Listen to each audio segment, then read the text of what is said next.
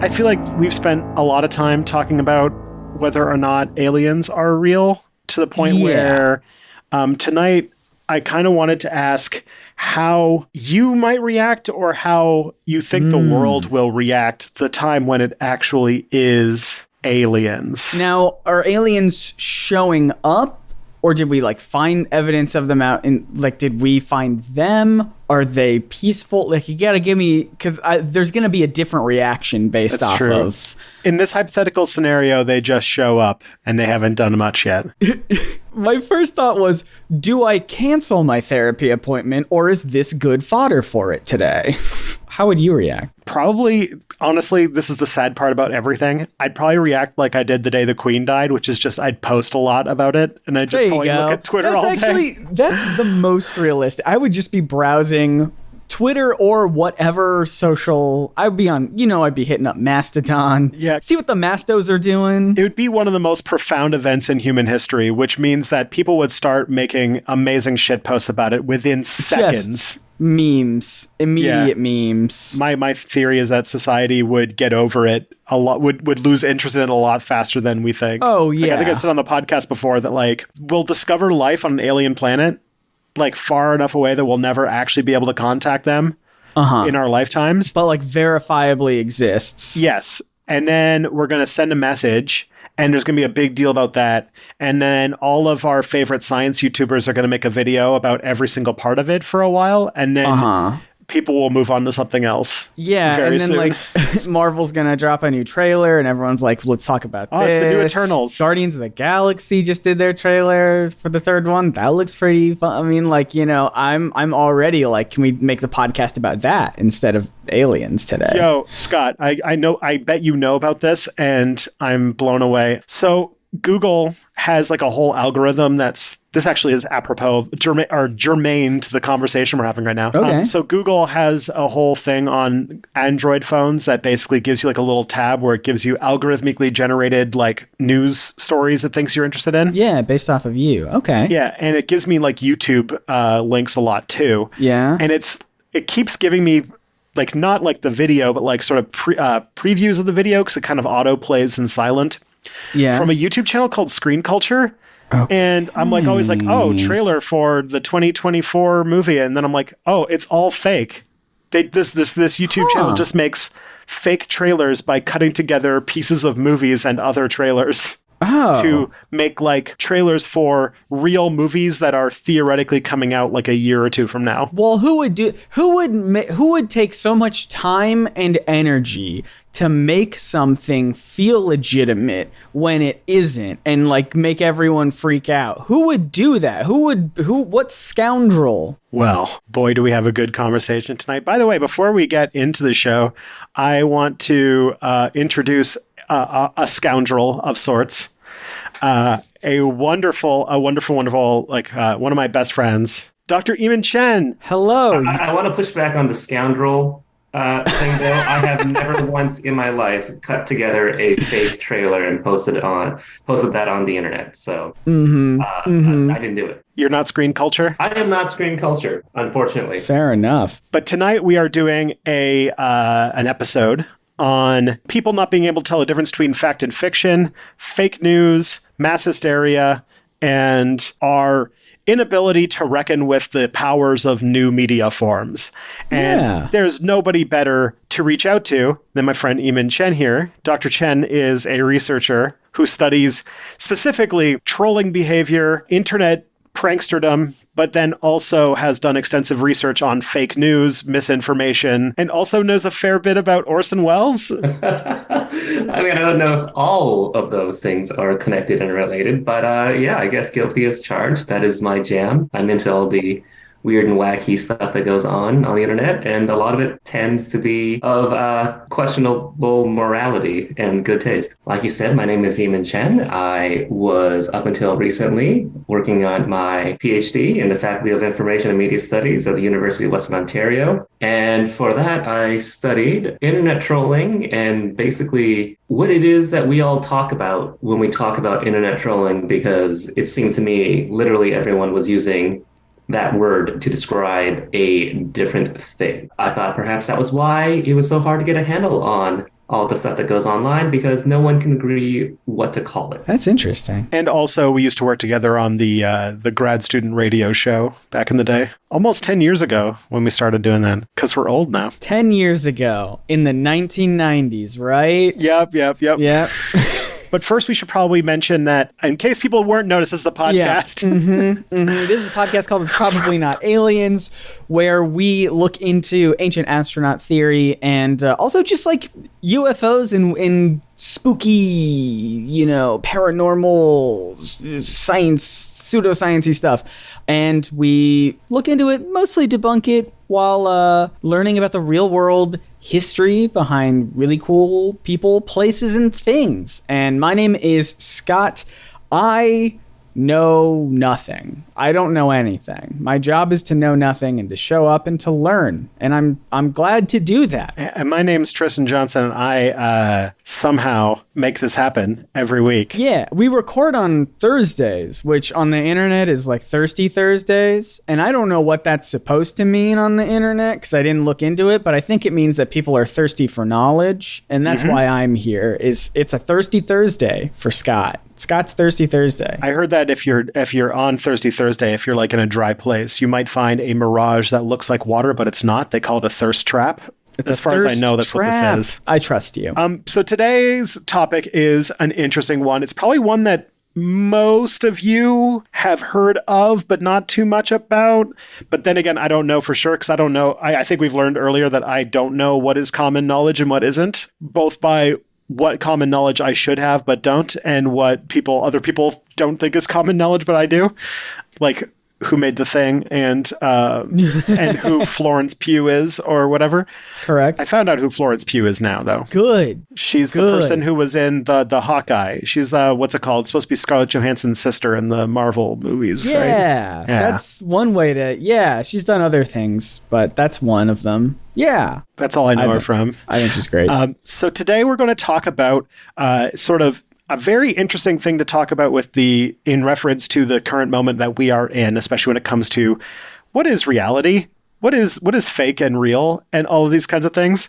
And that has to do with the famous War of the Worlds broadcast that happened in 1938. Are you familiar with this, Scott? I'm loosely familiar. I know about it. Like, I know, not even about it, I know, like, around it. You know what I mean? Like, I know that it exists. Here's what I think I know.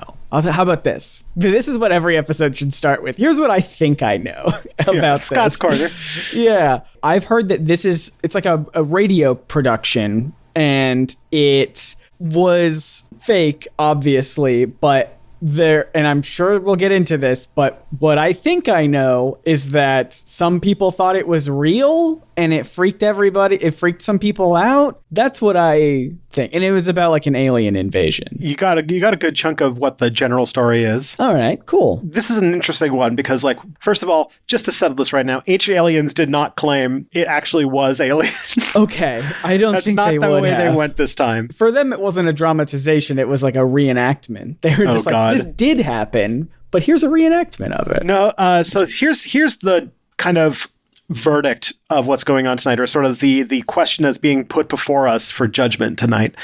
Ancient Aliens talked about the War of the Worlds broadcast, specifically about how it was a simple radio broadcast that was fiction that caused a nationwide panic. And because of this, Ancient Aliens makes the case that it could be that humanity is not prepared for first contact, and that if we actually do make contact with aliens, it's going to be a scary, disastrous scenario where everyone's going to freak out. And that's why if like the government or whatever, right, knew that aliens existed, that's why everyone has those theories about like, they're keeping it from us. Because if we knew, it would be, think about War of the Worlds. It would be just like that. Exactly. So that is the totality of Ancient Aliens' argument. And when I heard that instantly, I was like, wait a minute. I am Tristan Johnson, who has a master's degree in American history. And specifically, I did what are called comprehensive exams. I never finished my PhD, but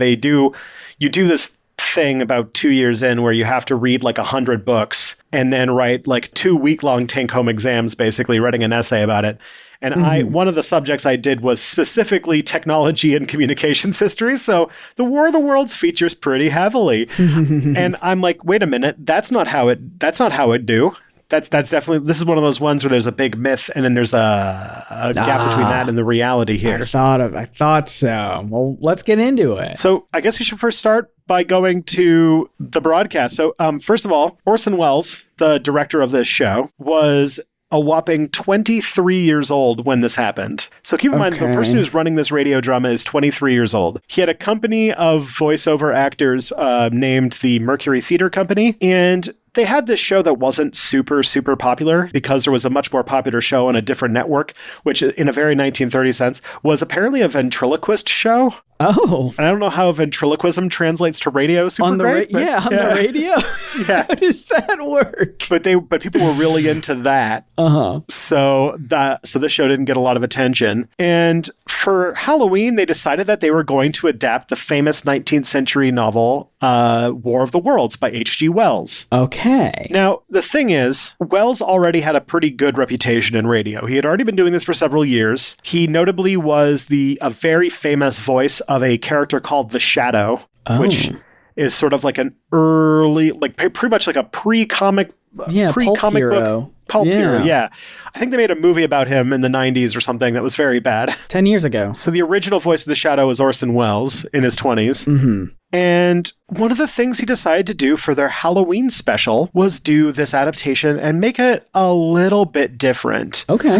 He did a couple things. First, he needed to localize it because the War of the Worlds takes place in the UK. All right. Where basically the general plot is Martians invade Britain, destroy a bunch of stuff, and get close to basically destroying mankind and conquering the world before essentially human microbes kill them and they die. Right. And then so through nothing of our efforts, they die. And we're like, oh, we are small and weak in this vast universe and all that kind of stuff. So they had to move it they decided to move it from London to New Jersey, like you do. I love it. At the beginning of the show, they did make disclaimers saying this is fiction, this isn't real. But here's the thing that made it clever, is that they the first line of the musical, or the first line of the radio play. Okay. Is basically, it basically sounds like your average like music show. Like it was like, now here's like the ballroom dancing of these people, and then like plays music for like a few minutes, right? Just imagine it with your brain. You could actually listen to the entire War of the Worlds broadcast on YouTube if you really want to hear it. So cool. Yeah, it's all there. This is a classic in media studies stuff. Like it's a huge deal in the media studies. Would it freak me out if I listened? It's kind of cool to listen to. Okay. It's pretty entertaining for something that came out in the 30s. Cool. But then like as the things go, as like the music and the show's going on, then like all of a sudden they're like, ladies and gentlemen, we interrupt our dance program to bring you a special bulletin that Martians have landed in New Jersey. And so what happens is that apparently some studies thought that some people missed the notices about it being fictional, because basically what happened is that more popular show with ventriloquist Edgar Bergen was on at the same time on CBS. Yeah. Or sorry, was on NBC. They were on CBS. Can't miss the ventriloquism. Yeah. But then apparently the sketch ended and another musical number started, and it was not as good. And so everybody changed channels to the other channel of the four radio networks that were at the time. That'll happen. People just want the ventriloquism. Did you hear recently Jeff Dunham, famous. Oh yeah, that asshole.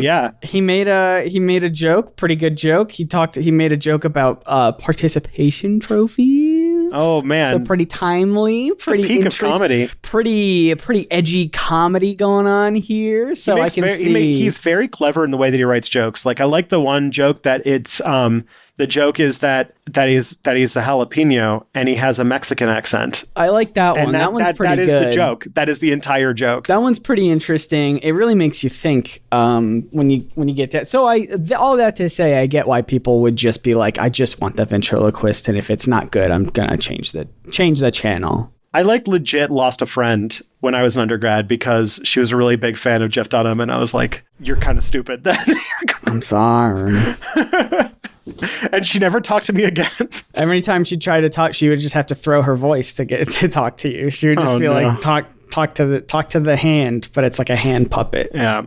So I guess like the story goes is that a bunch of people were listening to this more popular show, then this less popular segment came on, so they all switched over to CBS to listen to the what's going on there, and they missed all of the disclaimers saying that it was fiction. Ah, yes. And then all they heard was what sounded like a broadcast of an alien invasion happening in New Jersey.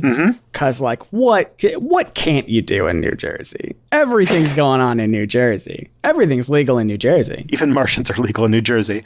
So then what happens is that, but the thing is, like, it even goes to another level. And this shows that there's actually, like, a lot of cleverness in the writing. If you think about it, this is very meta for, like, the 30s. That they have, like, the news bulletin saying, if you listen to it, it goes for, like, 10 minutes because, you know, they don't care about wasting people's time back then. And so, like, they'll be like, oh, yes, like, we've just gotten a report from this person saying that there's activity seen on the planet Mars. And then back to the show. And then there'll be music playing for a while. And then another news bulletin will come in and be like, oh, we've spotted something even closer. Like it's like a real news broadcast. That's really fun. Yeah, it was very clever. And so after that happened, about half an hour later, apparently they noticed that they started to get telephones coming into the studio, and somebody came in looking like they were pale as death and ordered to immediately interrupt the broadcast to announce that this was fiction. But apparently that was it was less than a minute away from their scheduled break, so they just kind of went with their schedule. But they said that there's references to, like, policemen started showing up and being like, what the hell's going on? There was a 2018 Radiolab documentary about this. Oh. And according to them, they believe that about 12 million people listened to the broadcast, and most of them got the joke. But most is not all, Tristan. Yeah, 12 million people is a lot of people. If you consider that 1 out of every 12 people didn't get the joke, which is what surveys found afterwards, that means about 20% or 1 million people ran out of their homes with towels over their faces, clutching their children and breaking limbs. A whole 1 million people. And the thing, though, is what makes it even worse is that then everyone decided to run away and panic, not getting to the second half of the broadcast, which is not done in an eidetic fashion or in a diegetic fashion, and instead is just like a radio drama of a survivor dealing with the aftermath of the invasion and everything like that. What is up with the people? Look, I mean, can we just say it all started because they didn't listen to the whole thing of they were like, I'm going to skip away from the ventriloquist and I'm going to go over here. I mean, they're channel surfing. This is what's wrong with the world these days, Tristan. People's attention span. You know what I mean? I don't know. And this was like, 90 years ago almost. Yeah, I'm practicing my material to write for Jeff Dunham. Was that good? Oh boy. Yeah, our guest next week, Jeff Dunham. Jeff Dunham. Kids these days, iPhones. Now we bring on my next puppet, an old man who hates his wife. Yeah, classic comedy. Classic comedy. Dr. Chen, is this considered trolling? Well, as a doctor in trolling, yes, I can confirm, Scott, that I would consider it an act of trolling. They are, pulling one on to their audience. It's there are some very obvious, wink, wink, nudge, nudge sort of moments here where, if I remember right, there were, like you were saying, Tristan, there were a couple of times where the broadcast literally said that this is a work of fiction. Not even aliens want to go to New Jersey. It is, like many other examples of trolling, if you lose the context, if you lose the little hints that the person who's doing this may not be entirely forthright and honest and telling you the truth, then you can very well possibly fall for what they're trying to pull over you. Kind of gives me the vibe of like this new genre of meme on Twitter, which is just to make the most realistic but still funny fake news story and make it look like a headline from a real website and stuff like that. There's been years of a tradition of mocking up fake Apple features to try and get people to break their new products. Like it'll be like the new iPhone to charge it or whatever. The new iPhone can charge in the microwave. Yeah, that was a pretty big one. There's a long history of these sorts of pranks. I mean, I remember back in the day, people would tell you to go and delete your system 32 folder on Windows, which, from what I understand, is necessary for the entire operating system to work. But Oh, it's important. you could just get rid of that, and it'll go faster. So they said on the internet. Yeah, or like, to like they'll say, like, if you want to release the fog of war in StarCraft, you just put the shortcut as Alt F4. Oh, yes. So like that's the main thrust of like what people think the War of the Worlds broadcast is. But historians, especially historians of communications, culture, technology, and also people who do media studies have picked apart the War of the Worlds broadcast, and there might be some alternate ways to look at what happened. And I can tell you guys. Please do. But after this. Oh no.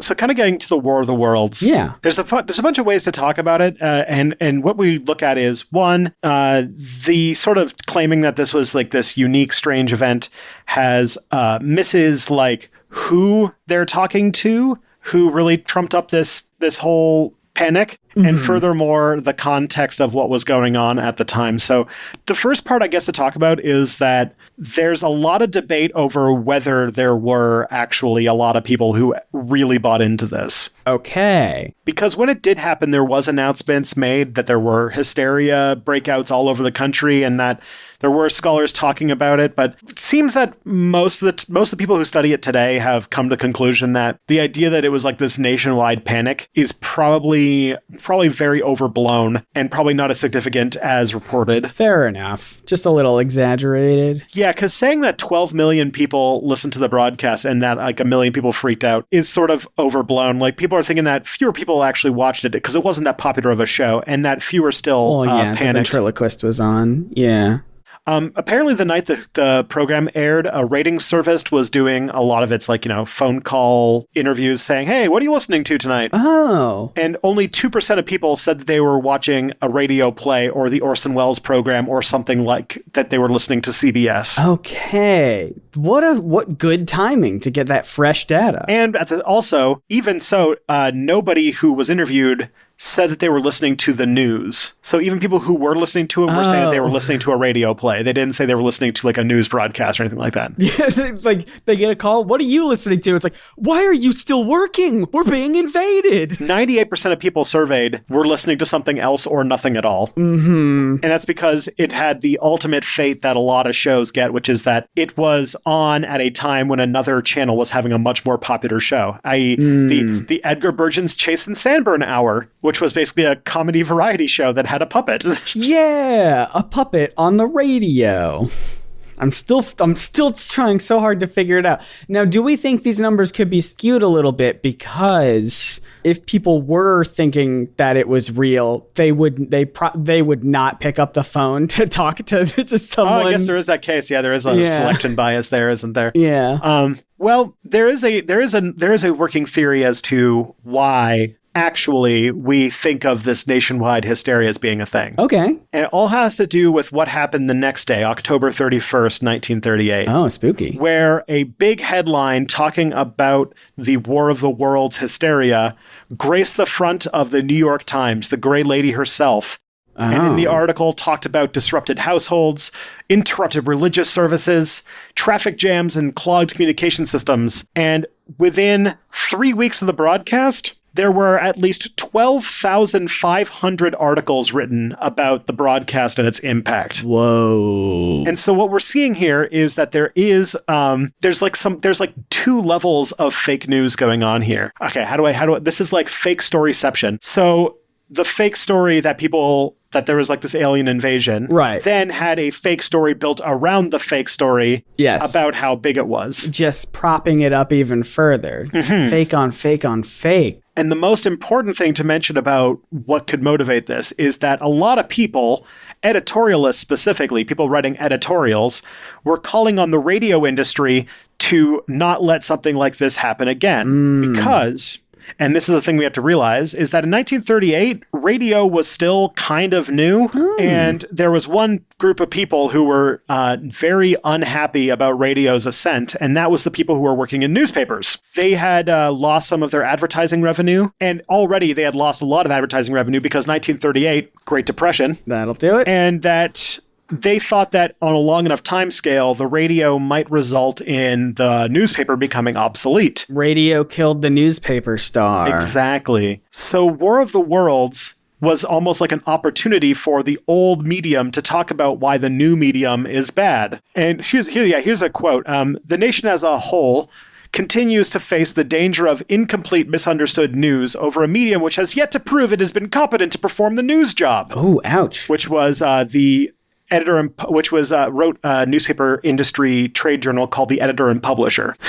So basically, it was trying to build the story that the people who are managing radio stations were being irresponsible and being reckless, and that they needed to be regulated and they needed to be more sort of less trusted less. And all I can think about when I was hearing about this is the sort of, and this is still a little spicy, although it's like, 6 years ago now, the sort of very overstated role of Russian bots and Russian trolls in the 2016 election. Not to say that they weren't a thing, but like, any objective study has shown that it was grotesquely overstated by especially establishment television media personalities. The call was coming from inside the house all along.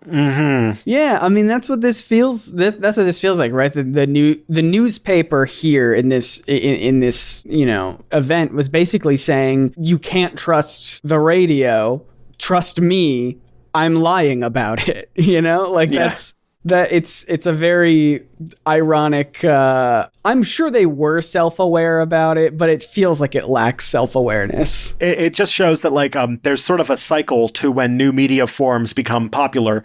The old media form, which is losing market share, tends to try and sow doubt or worry about the authenticity or worthwhile or danger present in the new media form.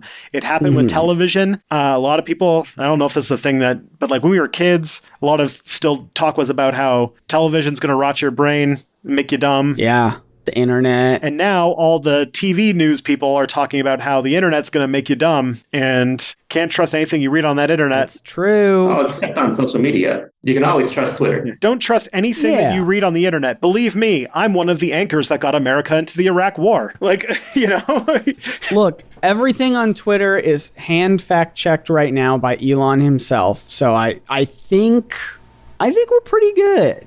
We have unwavering faith in Elon Musk, and and society will be perfect. Just Elon Musk will happen, and society will be perfect. An interesting little tidbit to this is that one of the people who called on people to step in was a newspaper mogul by the name of William Randolph Hearst. He said that broadcasters need to police themselves, lest the government step in, and that basically wanted like the FCC to review things and basically he was like, radio's a menace and needs to be stopped now. Very famous little bit of trivia here. William Randolph Hearst, famous for being one of the most lyingest media moguls ever. Getting America into a war in Spain for no reason. And famously was the inspiration behind a certain character named Charles Foster Kane, who would be the main protagonist / villain of a movie called Citizen Kane, which was made by Orson Welles a few years later. Oh, wow. Look at these connections. This also reminds me a lot of, I'm a comic book guy. This reminds me a lot of the Comic Code Authority. Same sort of thing where it was like, these are dangerous for children. We need to regulate these. And like, they never were able to pass anything to regulate them, but it scared the publishers enough to like start self-regulating and then come up with all these harsh, comic code guidelines of like, we can't do this anymore. We can't do that anymore. Cause we have to prove that we're not an evil form of media. Now, okay, so if I get my comic book history right, which I did take a class of comic book history, so I might be right on this, that basically somebody saying, fuck the Comics Code Authority, we're going to make something that's not approved and see what happens, is basically the beginning of the Bronze Age of comics. Kind of, sort of. I mean, it gets fuzzy, but like one of like the start of the downfall of the Comics Code Authority was, people would say, would be the time that Stan Lee wanted to publish a comic book about, it was a very like anti-drug message in a Spider-Man comic, and even though it was like it was like, you know, an anti-drug message in the comic book industry where everybody's on drugs. Well, even though it was meant to be like a, hey kids, don't do drugs sort of a thing, the Comics Code Authority was like, well, you mentioned drugs in it, so you can't publish it. And then Stan Lee was like, well, I'm going to do it anyway. And then they did it, and it was fine. And then it just sort of went downhill from, the Comics Code sort of went downhill from there. It lost a lot of power. Not that it really had any. The only power it had, because it was all self-regulating, the only power it had was what the publishers themselves put on it. They're just like, no one will buy our comics if they don't have this sticker on it. And people were like, I don't even know what that sticker means. I'll just buy a comic. Well, as we'll learn in a second, don't underestimate the power of horrible self-regulation. I'm just imagining, though, like in like the 70s being like, Dr. Strange here, kids, telling you don't do drugs. Now I'm going to go fly through this LSD like trip of a this comic book. Mindscape of colors and shapes that are bizarre and fantastical. I know when the Bronze Age started, because we already discussed this on this podcast, and it is firmly when they stopped smoking weed and they started doing coke. That is when the Bronze Age started. You're about accurate. But here's another thing that might be another thing that is indicative of, if there was a panic, why there might have been one.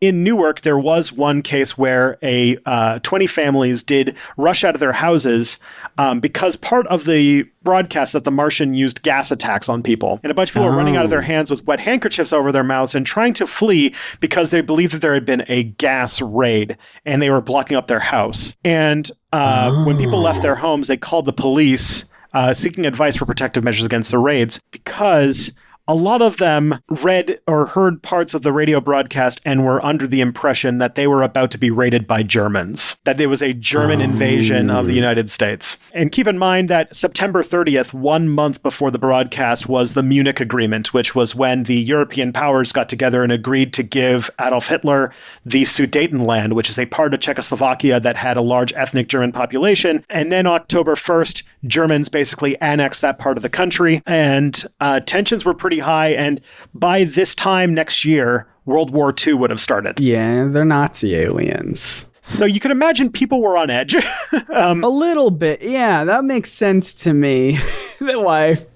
why people would be freaking out a little bit. Yeah, so like there was a definite sign at the times that like tension was high. Yes. Germany was like, getting more and more bold in its violation of the post-World War I peace accords and stuff like that. And people were like thinking that we're moving towards another world war soon. So then a gas attack, which gas attacks were one of the most infamous images of the First World War. Yeah. I guess there's a lot of Americans who listen to this show, and you don't learn a lot about World War I in American schools, but we know about the mustard gas, and trench foot. I know those terms. Well, gas warfare was one of the sort of innovations of the First World War, and was one of the more horrific images that people took home with them. So you can imagine a gas attack would be pretty big. And so those are like the main things that I'm like, okay, there's a lot of reasons why people would panic if they were thinking that it was Germans. Yeah, that's fair. Because I guess if you just were listening to the radio and you heard because you were listening to your favorite ventriloquist, and then you turned it over and you didn't hear that it was aliens, and you just heard that it was like an invasion and stuff was going down. You might think with this context, oh, who would do that would be potentially the Germans, and we don't want that. And we're scared right now. Yes. So it makes sense. Yeah. Did 1 million people do that? Probably not. But the thing is, we also can see that the newspapers were trying to discredit the radio industry at the time, and so they kind of overblew the panic in order to make it a big deal. And so it's like the fake news story is that there was a fake news story that was prolifically believed. So I feel like this is why I need a Yimin on this, because it's profoundly meta. A fake news story about people believing a fake news story. Yeah, speak on that. What are your thoughts? Well, these sorts of, moral panics are nothing new. And if you think, well, even for something like Halloween, razor blades in the trick-or-treat candy for the kids,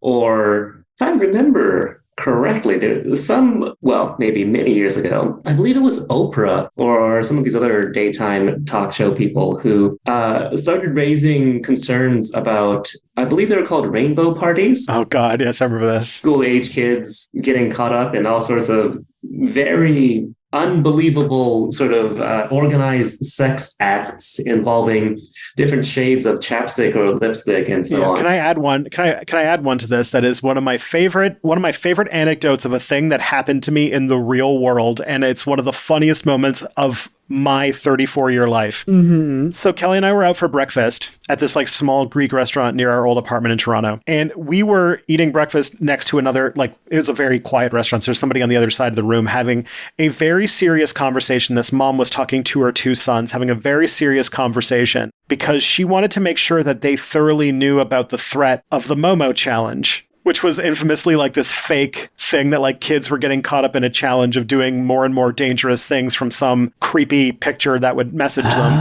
And the kids were like, Mom, this is fake. We don't give a shit. And she was just like, if you don't take this seriously, I'm taking away your Minecraft or something like that. And I was like, oh, these poor kids. Oh, but their mom's like, you have to take this extremely fake story seriously right now. It's just like having a very, a heart-to-heart sit-down conversation with a child about Tide Pods. Yeah. Like, yes, they're delicious, but you can't eat them. Exactly. I want some. Save some for me. But like in a way, a lot of these things start up and people push these sorts of stories, not because they care about whether or not it's true. It's what these stories represent, like stranger danger or all these other fears of, sexuality or invasion or other people who don't look like you and things like that. So like you can sort of think about it as having morality messages, just like old fairy tales and so on. Right? Does it matter if two kids named Hansel and Gretel went into the forest and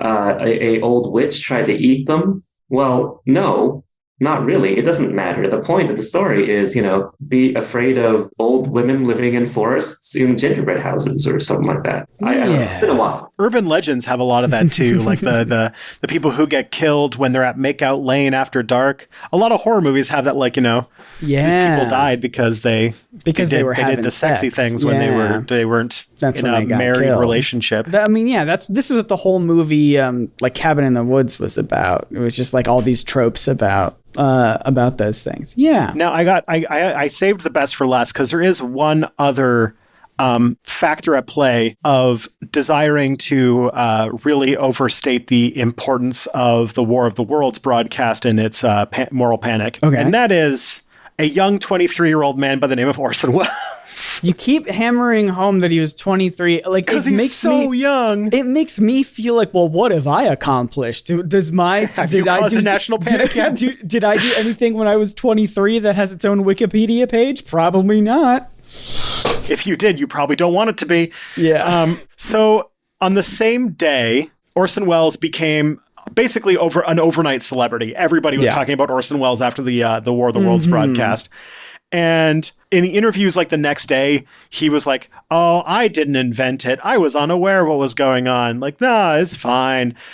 He wrote a book called This is Orson Welles that said that it was based on a different radio hoax that had already happened by somebody named Ronald Knox and called Broadcasting the Barricades, which was about a riot overtaking London, which aired in 1926. But anytime he tried to get pinned down on these things, he would say stuff like, all kinds of people reacted in all kinds of ways. Some people liked it. I don't know. They called the station, and some even reported that they had seen Martians landing in their backyards. But basically, he was just always like very like coy and playful about this. He always found it very funny.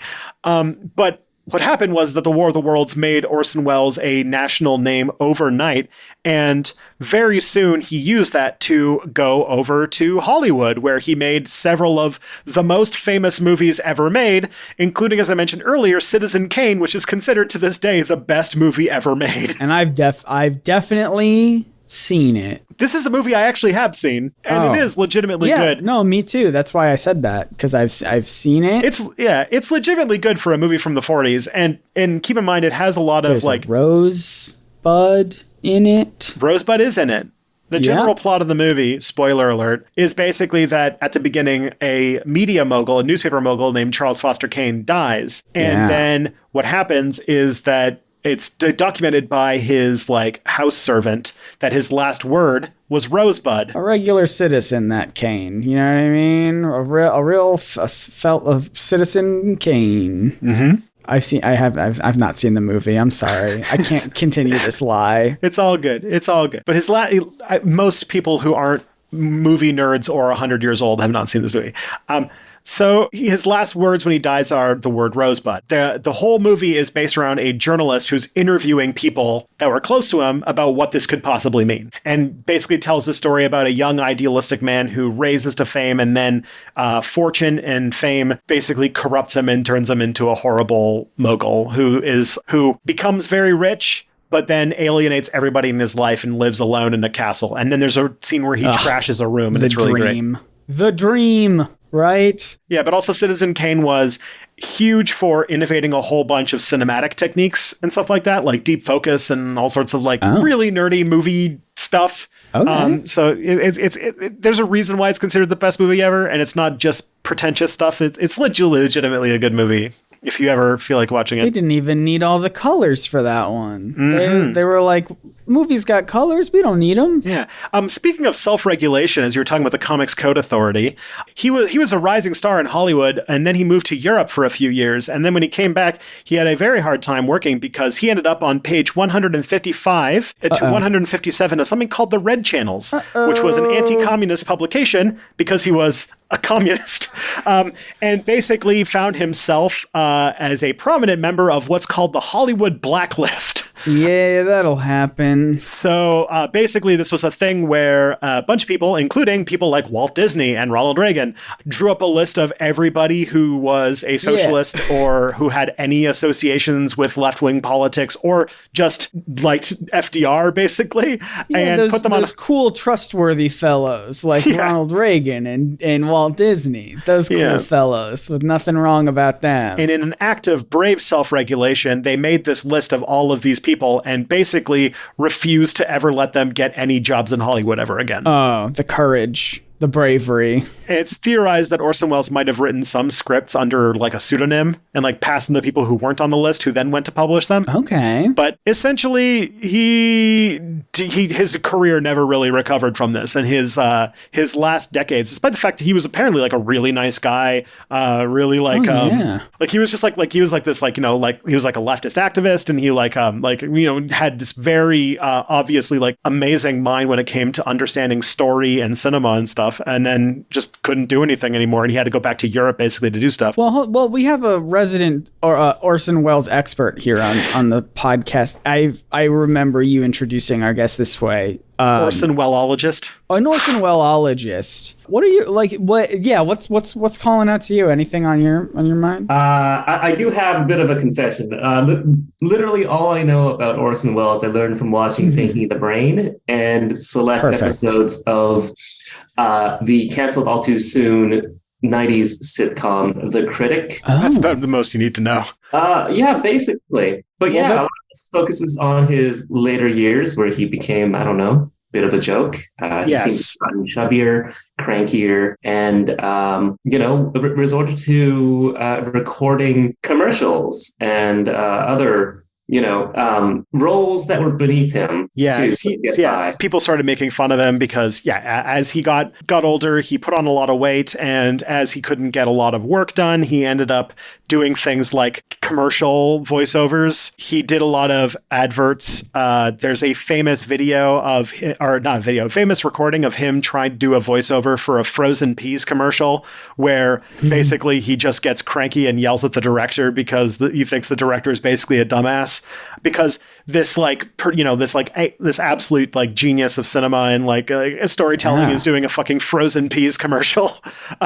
And he eventually he gets really pissed off and walks out, I believe. And then he died after doing a television interview in 1985 of a heart attack. And then the next year, his last role he ever did in his life came out. Yes, and Scott, do you know what that role is? Was he also in Glass Onion, A Knives Out mystery? Because that movie had two dead people in it. Oh wow! Yeah, what a surprise that one did. So I'm thinking the hat trick. Orson Welles? His last film was playing a robot that eats planets by the name of Unicron in the Transformers movie. That kind of kicks ass, though. The cast for that film was remarkably stacked, and it also included Robert Stack. Leonard Nimoy was there as well, so pretty crazy. Yeah, honestly, good one to go out on. Well, you could imagine though, it might doing a glorified toy commercial would not have been probably as prominent as it is today. There hadn't even been a Michael Bay movie about Transformers at that point. For real though, Unicron was an iconic role. Yeah, he acted the hell out of that, giant toy that eats planets. Yeah, he never phoned it in. He never phoned in his performances, even if they were a little embarrassing. And also the other thing too that is important to mention is that the War of the Worlds has this whole story. Now, let me tell you, if you can think about the cultural significance of a novel like this. So, War of the Worlds by H.G. Wells comes out in the late 1800s, like the 1890s. In Britain, in the UK. Okay. And it is about Britain being invaded and conquered by a technologically superior civilization that has absolutely zero things to stand up to their will, and in doing so destroys and devastates the entire country. Oh. Now, if there's anything that the British might have been engaging in, a little self-reflection. Yeah. I gotta say that the Martians were doing a colonialism. Basically, like the idea is that H.G. Wells was talking about colonialism through War of the Worlds. And I guess it ended up becoming a movie with Tom Cruise, and it wasn't even a terrible movie either. I remember liking it. It was a bad movie, but it wasn't a terrible movie. Yeah. It comes from that stage of cinema before everything was about superheroes. So it was in the pre-superhero movie era of the 2000s. Yeah. And it was fine. Tom Cruise was there. He ran. That was a good moment when he runs. I like when he runs. I feel like there is all these alien invasion and first contact films. The problem is that we always get off on the wrong foot, and I'm glad you brought up the old Transformers movie there, Tristan, because if we had all just learned the universal greeting when we are making first contact with other alien species, so much this misunderstanding could have been avoided if we just said ba weep gra na weep nitty bong and offered them an energon goodie.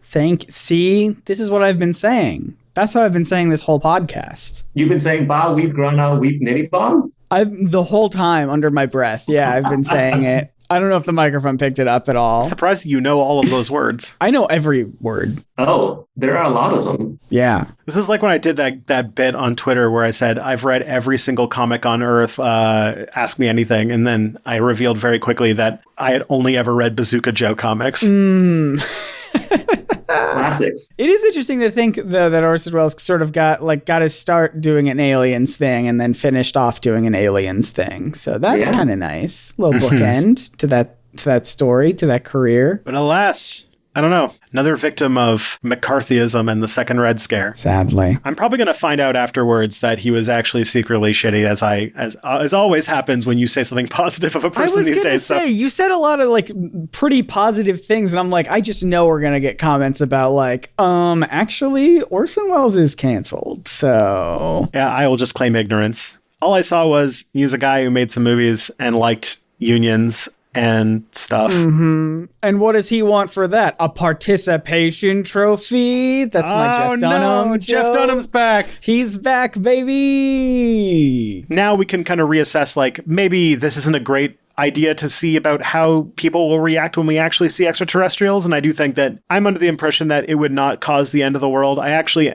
think that we are grossly overthinking how much of an impact it'll actually have on people's day-to-day lives. It might cause the end of the world if it was Unicron. I mean, yeah, because he eats planets. He would eat the planet. So that's something to look out for. What about him and Galactus are having like a Lady and the Tramp moment, and they're both like eating the Earth from the other side? Yeah, that's cute. I ship them. We're gonna keep shipping people. Yeah, shipping that was very popular characters with the show, wasn't it? Yeah, very fun. Speaking of which, this is the first podcast that we have recorded since Spotify Wrapped came out, and it was very nice to see everybody coming out and showing all of their thousands of hours that they have been listening to us banter like this. Holy cow. Thank you to everyone who listens to the show. Even if we weren't in your top 5, there were a lot of people who we were. I know that a lot of people don't even listen on Spotify, so it's hard to even know what, they were like, I don't even know. But like, it's just by listening to this show. It's so amazing. And it gave us a lot of good serotonin that day and a lot of good dopamine and all the good chemicals. I literally messaged him and saying, hey, Scott, if you want some dopamine, Spotify Wrap came out and people are posting about us. I needed that. So thank you to everyone. And thank you to our guests.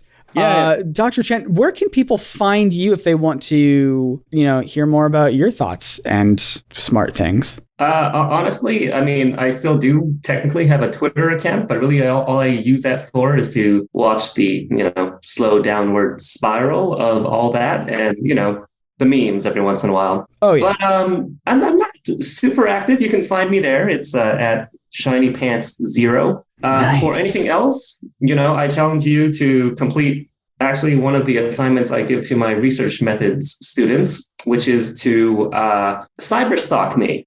See what you can find about me publicly online. And it's been an interesting experience to see what people can dig up from my past. Okay.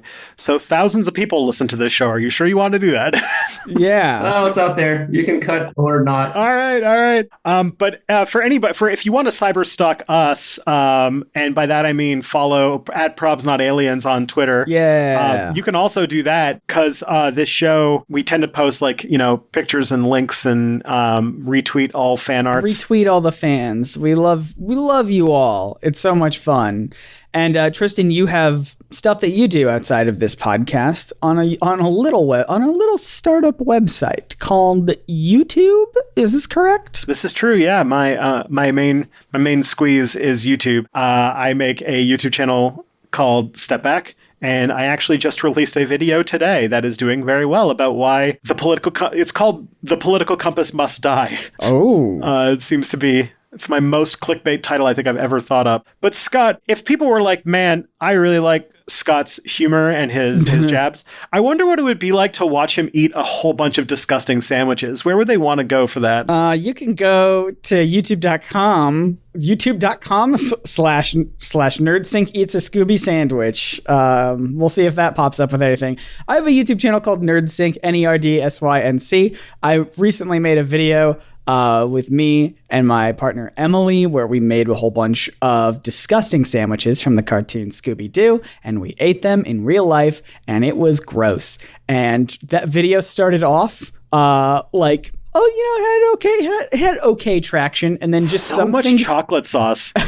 There's so much chocolate sauce involved. Suddenly, for no reason, yesterday the algorithm picked it up, and it's getting a decent amount of views. So I'm very happy about that. So you're about to make your nerdy and quirky to answers in progress transition. I know.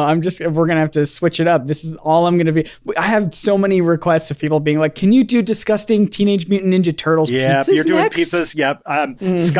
Scott, I think you might have. This might be your thing now. I'm just gonna, how there's a binging with Babish where he'll try to make gourmet versions of food from movies and cartoons and shows and things. I'm gonna do the disgusting one where I'm going to fumble my way and make an entire mess of my kitchen as I try to recreate something absolutely horrendous from a cartoon. So if that sounds like a good time, links in the description of everything, show notes and such like that. And hey, while you're there on your podcast app, leave us a review. Give us 5 stars if you want to. That'd be great. I just did a step back audience survey, and one of the questions was, "What are your hobbies?" And one person listed their hobbies as rating podcasts 4 stars. Well, that's on us. But thank you to everyone who's been leaving great reviews, and tell your friends about the show. One of the things that was revealed from the Spotify Wrapped was that so many people have shared our show. It's amazing to see. So thank you so much to everyone who did that. And a great place to send people is just a simple website called probsnotaliens.com. Just send people that link, and that's how we grow even more. And now that is all for tonight. Yeah. So until next time, friends, the truth is out there. Probably.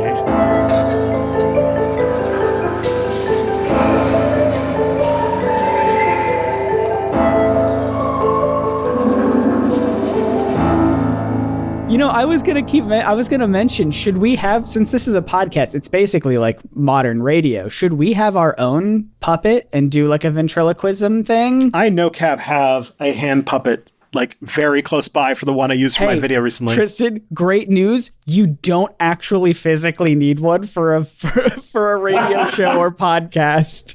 Yeah, I don't exactly know how that works. Speak in a slightly different voice from a slightly different position relative to the microphone. That's got to be all it is, yeah? It's got to be all it is. Yeah, basically. If anyone's still listening to this, give us a cool name for our new puppet sidekick. Puppet sidekick. Puppet sidekick. Puppet sidekick. Puppet sidekick. Puppet sidekick.